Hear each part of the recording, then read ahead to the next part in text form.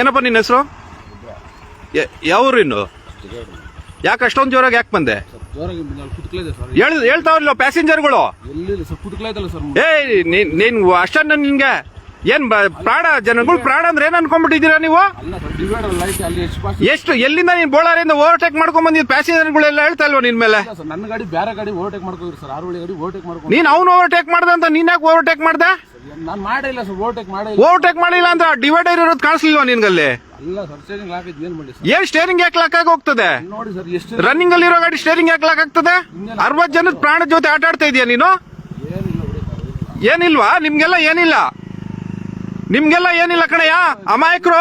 ನಿಮ್ ನಂಬ್ಕೊಂಡು ಎಷ್ಟು ಜನ ಕೂತಿರ್ತಾರೆ ಬಸ್ಸಲ್ಲಿ, ಸೇಫ್ಟಿಯಾಗಿ ಕರ್ಕೊಂಡು ಹೋಗ್ತಾನೆ ಅಂತೇಳಿ. ನಿನ್ ನೋಡು, ಸಸ್ಪೆಂಡ್ ಮಾಡೋವರೆಗೂ ಬಿಡಲ್ಲ ನಿನ್ನ. ನೋಡಿ ಬಂಧುಗಳೇ, ಇದೇ ಬಸ್ಸು KA 572739 ಅಂತೇಳಿ ಕನಕಪುರ ಡಿವಿಷನ್ ಬಸ್ ಇದಾಗಿರುತ್ತೆ. ಪ್ರಯಾಣಿಕರು ಹೇಳೋ ಪ್ರಕಾರ ಈತ ಮತ್ತೆ ಇನ್ನೊಂದು KSRTC ಬಸ್ಸನ್ನೇ ಓವರ್ಟೇಕ್ ಮಾಡ್ಕೊಂಡ್ಬಂದು ಆಟ ಆಡ್ಕೊಂಡು ಉದ್ದಕ್ಕೆ ಬೋಳಾರೆಯಿಂದ ಆಟ ಆಡ್ಕೊಂಡ್ ಬಂದಿದ್ದಾರೆ. ಬೋಳಾರೆಯಿಂದ ಆಟ ಆಡ್ಕೊಂಡ್ಬಂದು ನೋಡಿ, ರಕ್ತದ ಕಲೆಗಳು ನೋಡಿ ಇಲ್ಲಿ ಗ್ಲಾಸ್ ಮೇಲೆಲ್ಲ ಯಾವ ರೀತಿ ಬಿದ್ದಿವೆ. ಇಲ್ಲಿ ಯಾರನ್ನ ಪ್ರಾಣಕ್ಕೆ ಹೆಚ್ಚು ಕಮ್ಮಿ ಆಗಿದ್ದಿದ್ರೆ ಇವ್ರು ಬರ್ತಾ ಇದ್ರ? ನಾನೇನು ಮಾಡಿಲ್ಲ ಅಂತ ಸುಲಭವಾಗಿ ಹೇಳ್ತಾನೆ ಆತ ಡ್ರೈವರು.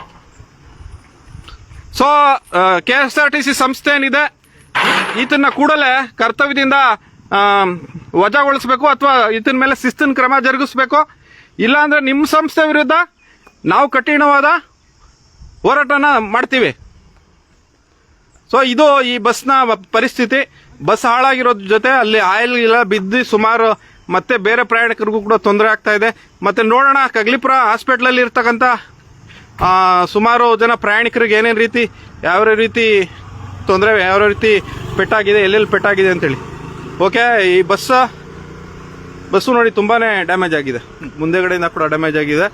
ಸೊ ನೋಡೋಣ ಅಲ್ಲಿ ಆಸ್ಪತ್ರೆಯಲ್ಲಿ ಚಿಕಿತ್ಸೆ ಪಡಿತಾ ಇರೋ ಪ್ರಯಾಣಿಕರು ಏನು ಹೇಳ್ತಾರೆ ಅಂತೇಳಿ. ಓಕೆ.